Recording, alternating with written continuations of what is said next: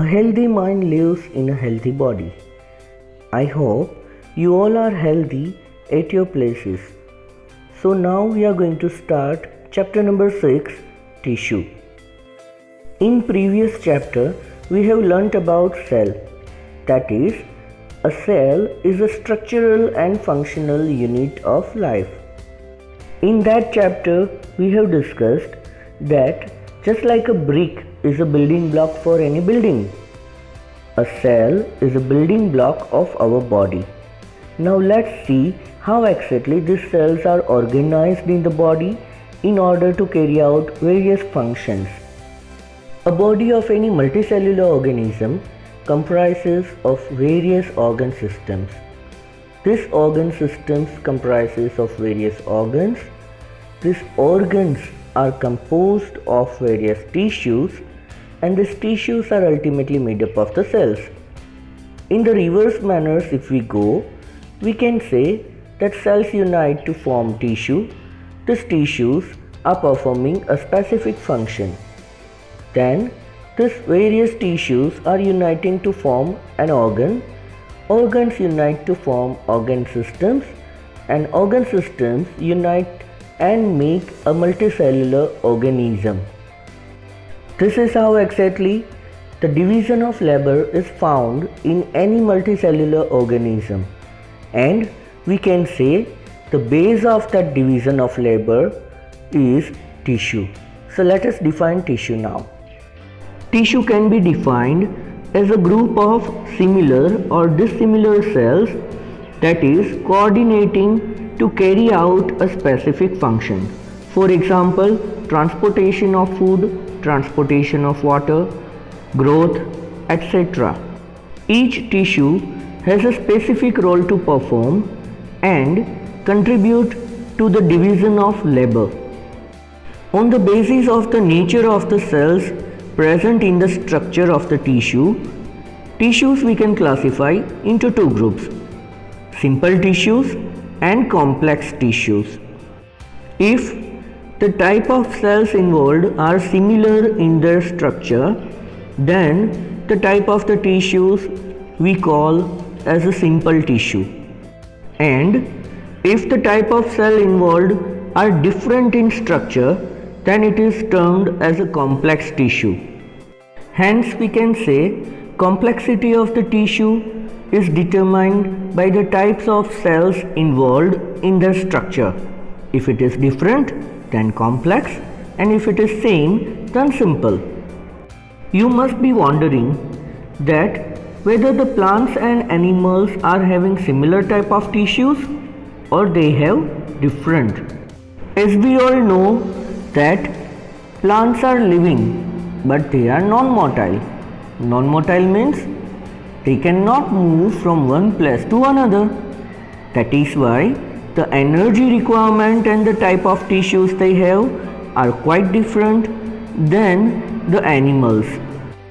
Plant tissues are mostly for the maintenance and for structural support to the plant parts, and that is why most of the tissues are comprising of the dead cells, because dead cells are providing rigidity and structural support to the plant parts.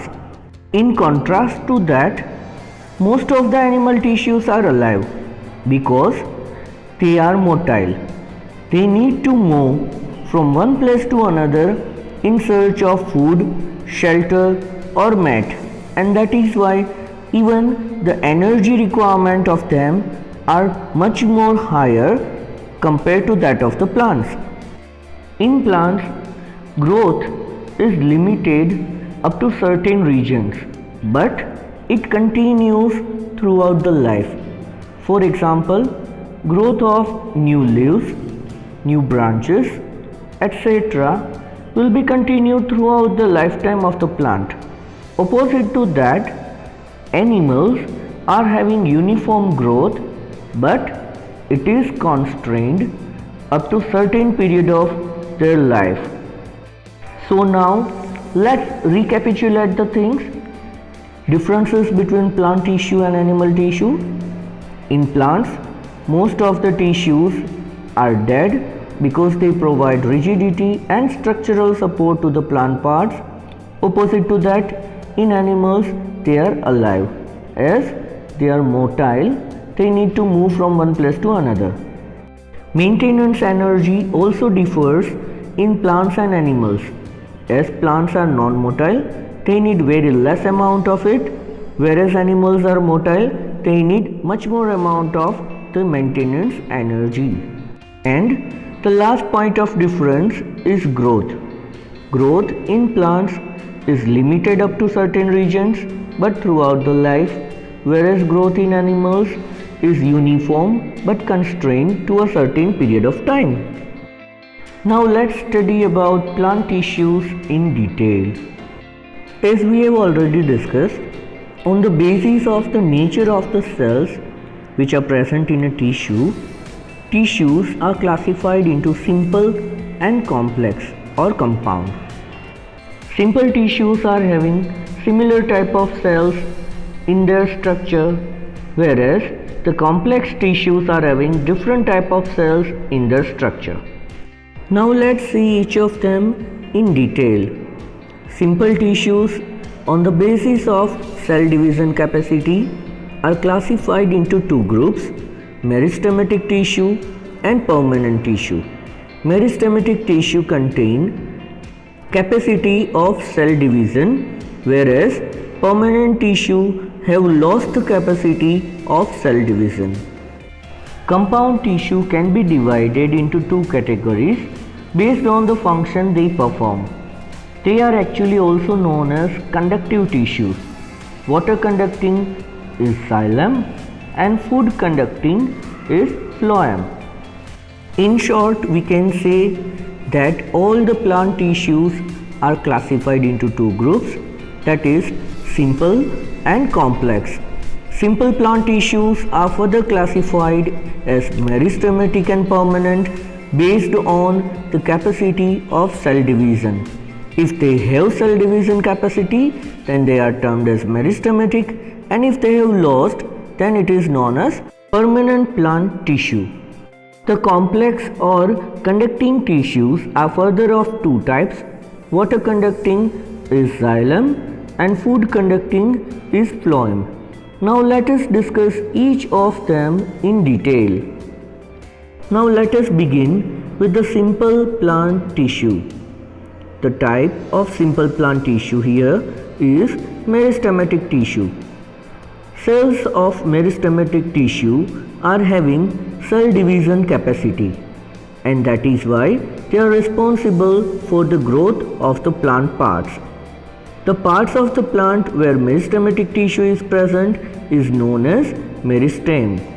The shape of the cells of meristematic tissue may be oval, rounded or polygonal. They have a very thin cell wall. As the cells are continuously dividing, the cell wall is not much more thicker. The cell wall is composed of cellulose and there is no intercellular spaces. Intercellular space means space between two cells.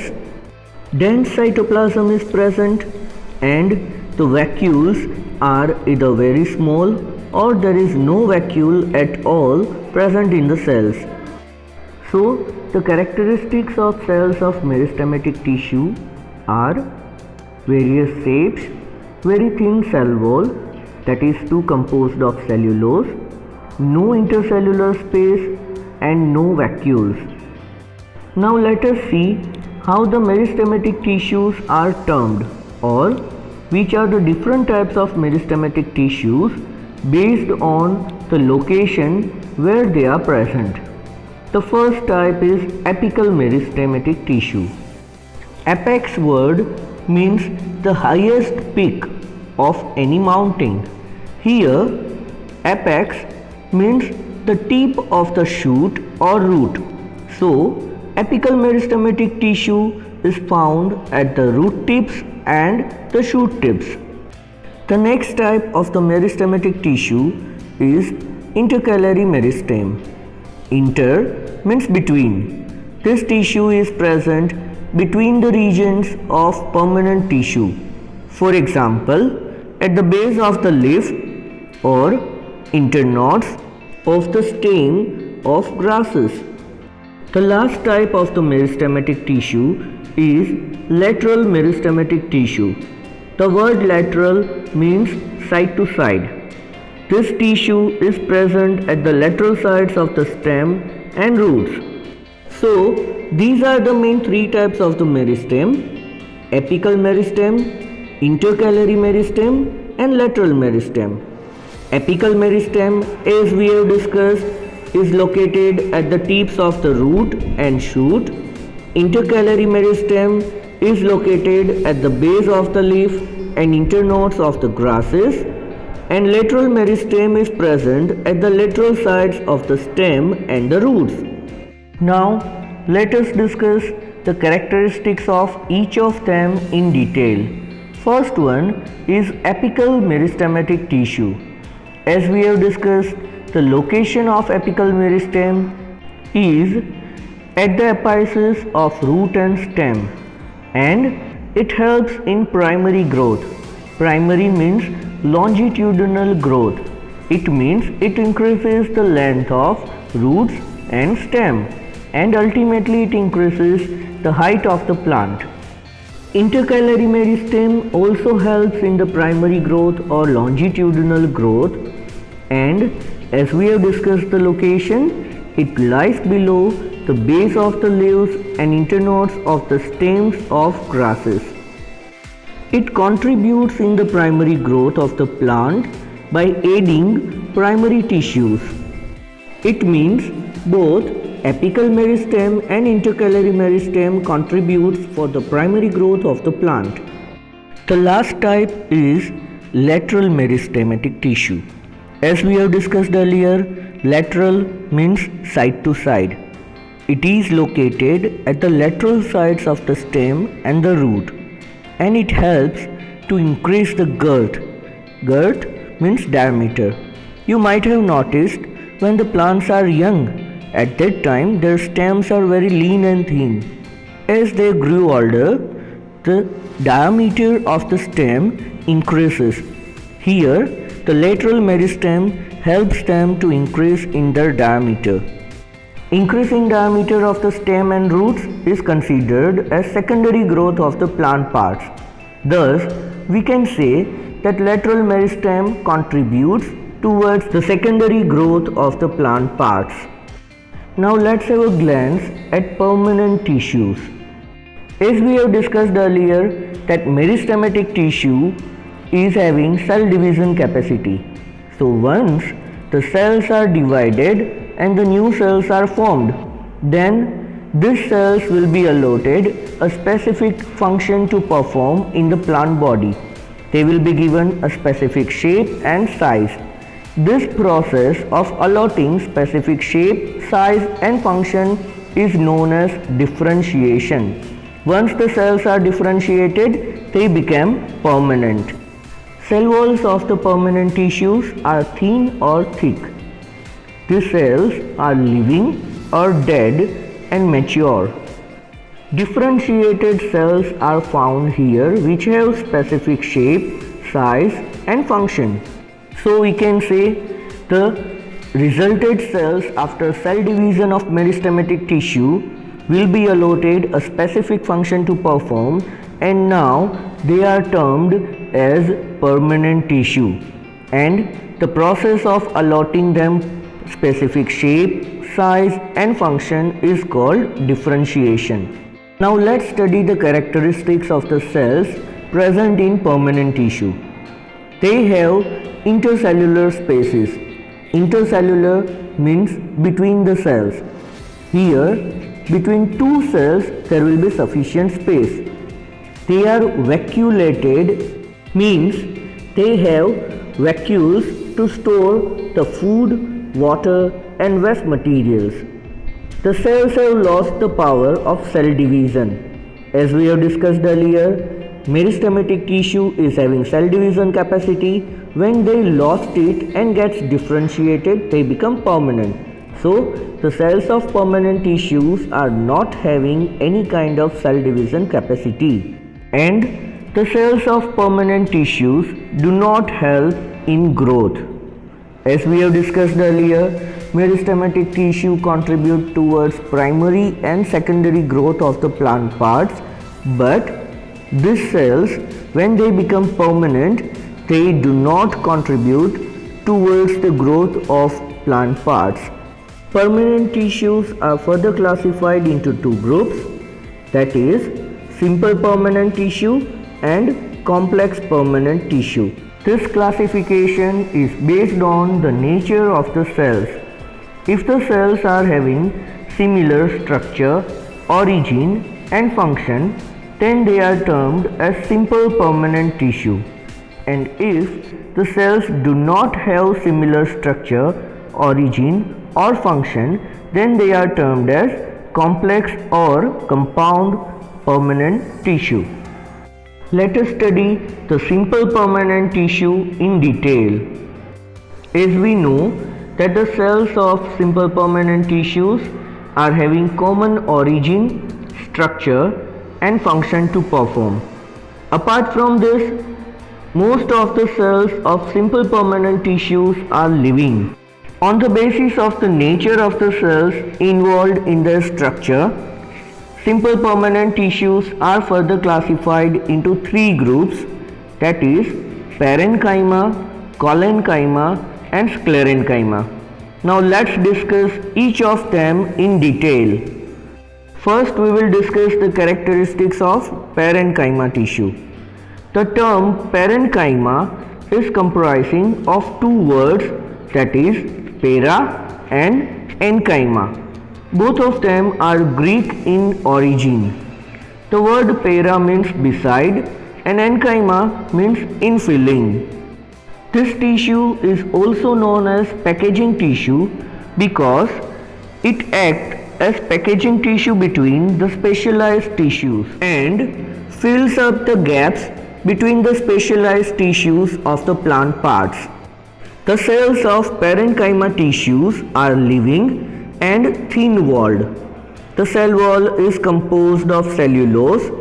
They have larger central vacuoles and also contain larger intercellular spaces amongst them. Now let's see the functions of parenchyma tissue. It helps in storage of the food.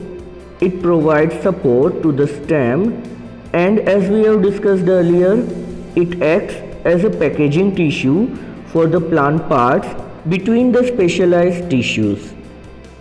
Occurrence of the parenchyma tissue, if we see, they are most abundant. It means in most of the plant parts we can find parenchyma tissue, and most of the time they are found in the softer tissues of the plant parts. Certain modifications of parenchyma tissues are found in nature. Parenchyma containing chloroplast is termed as chlorenchyma. This chlorenchyma, as it contains chloroplast, performs photosynthesis process, and it is usually found in the mesophyll of the leaves. As we all know that leaves are known as kitchen of the plant, so it helps for the process of photosynthesis. So parenchyma containing chloroplast is called as chlorenchyma. Another modification is arenchyma. As the name itself is suggesting that air cavities are present in the parenchyma tissue. This particular modification is observed usually into aquatic plants. Plants like water hyacinth are containing arenchyma tissue that provides buoyancy to the plant parts, and the leaves can float on the surface of the water in order to receive the sunlight required for the process of photosynthesis. These were the modifications of parenchyma tissue found in nature. Now let's go towards the next simple permanent tissue, that is collenchyma. The word collenchyma comprises of two words, that is colla and enchyma. This is actually of Greek origin. The word colla means glue and enchyma means infilling. The main function of collenchyma tissue is to provide elasticity to the plant parts. That is why the name is given as such. Cells of this particular tissue are living and they have thick walls. The cell walls are deposited with a cementing material called pectin at the corners. This pectin actually helps to provide flexibility to the plant parts. Cells are densely packed. That is why they have very little intercellular spaces. The shape of the cells may be prismatic or elongated with pointed ends. Prismatic means prism-like structures are there. Let us try to understand this with a diagram. Here, parenchyma and collenchyma, both the types of tissues are shown in this. Just observe the intercellular spaces amongst the cells of both the types of tissues. In parenchyma, you can notice there are larger intercellular spaces, whereas in collenchyma, because of the pectin deposited at the corners of the cell wall, very little intercellular space we can observe. Now just notice the cell walls of both the types of the tissues. In parenchyma, cell walls are very thin. Compared to that, in collenchyma, very thick cell walls are there due to deposition of the pectin at the corners. This deposition is also found uneven. Packaging of the cells in parenchyma tissue is loose. Opposite to that, packaging of the collenchyma tissue we found here is dense. Now let us understand what is the contribution of collenchyma tissue in plants' life. Plants are getting mechanical support, that is tensile strength, because of the collenchyma tissue. Apart from that, the plant parts will get elasticity or flexibility because of presence of collenchyma tissue. It also allows bending of the leaves, stem or any other plant part without breaking it. Now let us see where exactly in the plant this particular tissue is found. Collenchyma tissue forms hypodermis. The word hypodermis again comprises of two words, hypo and dermis. Hypo means below and derma means skin. It is below the epidermis of the plant. Usually, collenchyma tissue is found in the midrib and leaf stalks. Now let us discuss the last type of the simple permanent tissue, that is sclerenchyma tissue. The word sclerenchyma comprises of two words, sclera and enchyma. Both of them are of Greek origin. The term sclera means hard and enchyma means infilling. The hardness or stiffness of the cells come from their nature, that is dead. Yes, this is the only simple permanent tissue where we find dead cells. These cells are thick-walled, deposited with lignin, and they are densely packed so that there is no intercellular space amongst them. Uneven deposition of lignin have pits in them. Pits means holes. Isn't it amazing that there are dead cells in the structure? Now let us understand what is the function of these dead cells in this tissue. These dead cells are rigid, or we can say they are stiff in nature. Because of that, the plant parts are getting chief mechanical support from this tissue. So, plants are unable to resist various strains. Various plant parts are getting mechanical support because of the sclerenchyma tissue. This mechanical support helps them to stand tall against the winds and other natural strains. Sclerenchyma tissue we can find in the husk of coconut. Husk means the outer dry skin of the coconut that you might have noticed. We need to pull it out before breaking a coconut.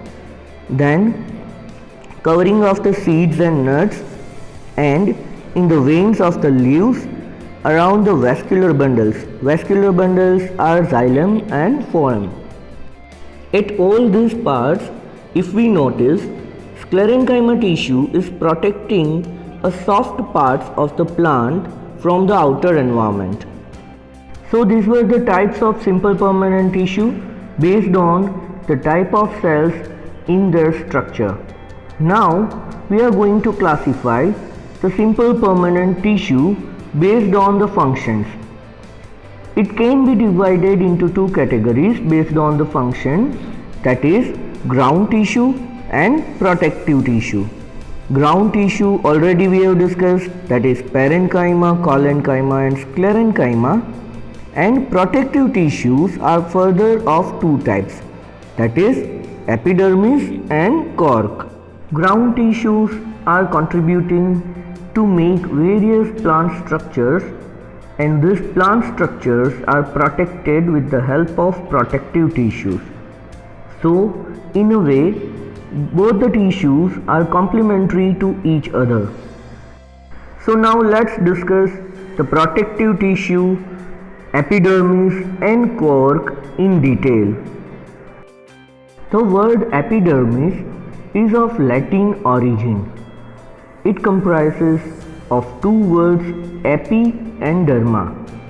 Epi means upon and derma means skin. It means epidermis is located as protective layer of the skin. The epidermis tissue is comprising of parenchyma cells. Here, the parenchyma cells are barrel shaped and compactly arranged, means there is no intercellular spaces amongst them. Outer cell wall of the cells are more thicker than the inner one, and they are deposited with the fatty substance cutin that forms a waterproof layer of cuticle. Cuticle you might have noticed on certain plants like lotus. On the leaves of lotus, if you see, a waxy substance is there that protects it from the water, and it does not allow water to gather over it. Cuticle also ensures transpiration process, and in xerophytic plants, means in desert plants, the layer of cuticle is more thicker to ensure minimal loss of water by reducing the rate of transpiration over there. Epidermal surfaces of leaves are having pores called stomata. These stomatal pores are protected by kidney-shaped cells called guard cells. Opening and closing of the guard cells ensures gaseous exchange process for the photosynthesis and respiration.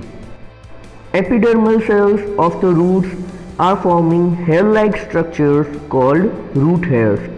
These root hairs are increasing the surface area for absorption of the water from the soil. Let us revise with the help of diagram. Barrel-shaped parenchyma cells are there.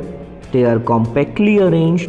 Here we can notice that there is no intercellular space amongst them. The outer layer or outer cell wall is much thicker due to cuticle, and the inner one is comparatively thinner. Epidermis on the surface of the leaf makes a structure called stomata. Here we can notice that there is a stomatum, that is the pore through which gaseous exchange occurs, is guarded by two kidney-shaped guard cells. These guard cells control opening and closing of stomatal pore through which gaseous exchange occurs. Now let's move on to the last topic for this module. Cork or phloem is a peripheral tissue. Peripheral means it is located on the outer boundaries of the stem. Usually we find it on the outer boundaries of woody trees. In layman's language, we used to call it as a bark of tree. It is rigid because of the presence of dead cells in the structure. These dead cells are having very thick cell walls, and the cell walls are deposited with waxy substance called suberin. Cells are compactly packed, that is why there is no intercellular spaces amongst them. Deposition of the suberin on the outer surface makes the cells impermeable for water and gases. Lightness, toughness, elasticity, impermeability, non-reactivity and insulative material makes it of commercial use.